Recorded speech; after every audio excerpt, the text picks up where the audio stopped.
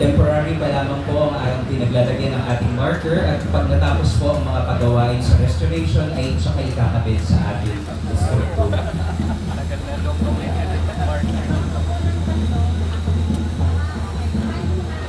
Ito muna tayo bago buksan. Ito po dito po.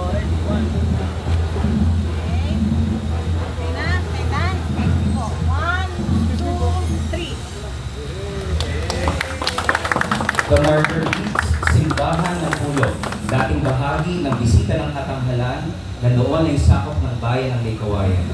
Itinatag ng mga Fransiskano ang parokya sa patronato ni San Diego de Alcala at inilaga bilang unang pumaparoko si Padre Juan Carampon, OFM, noong 1623. Itinayo ang unang simbahang yari sa bato ni Padre Jose Valencia, OFM, katuwang ang Gobernador Silvio na si